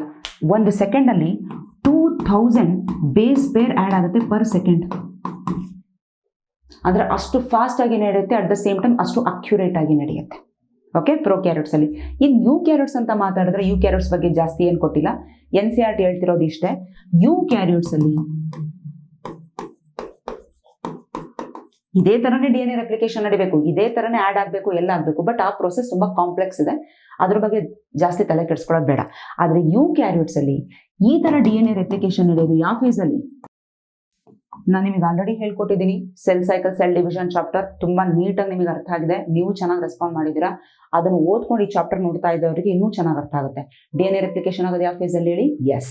ಎಸ್ ಫೇಸ್ ಅಲ್ಲಿ. S phase. ಯಾಕಂದ್ರೆ ನಾವು ಸೆಲ್ ಸೈಕಲ್ ಅಂತ ಹಿಂಗ್ ನೋಡಿದಾಗ ನೋಡಿ ಈ ತರ ನೋಡ್ತೀವಿ.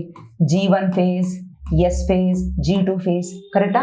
ಈ ಎಸ್ ಫೇಸ್ ಅಲ್ಲಿ ನಡೆಯುತ್ತೆ DNA ರೆಪ್ಲಿಕೇಶನ್. ಈ ನಿಲ್ ಬಂದಾಗ ಸೆಲ್ ಡಿವೈಡ್ ಆಗುತ್ತೆ. Prophase, metaphase, anaphase, telophase. Okay, ಇದು ಡಿವಿಷನ್ ಫೇಸ್. ಸೊ ಇದ್ರ ಮೇಲೂ ನಿಮಗೆ ಕ್ವಶನ್ ಕೇಳ್ತಾರೆ, ನೆನಪಿರ್ಲಿ. ಕ್ಲಿಯರ್? ಸೊ ಇಲ್ಲಿಗೆ ನಮ್ಮ ಕಂಪ್ಲೀಟ್ DNA ರೆಪ್ಲಿಕೇಶನ್ ಅನ್ನೋ ಪ್ರೋಸೆಸ್ ಮುಗೀತು. ಓಕೆ, ಇವಾಗ ಹೊಸ ಟಾಪಿಕ್ ಇನ್ನೊಂದು. ಯಾವುದದು?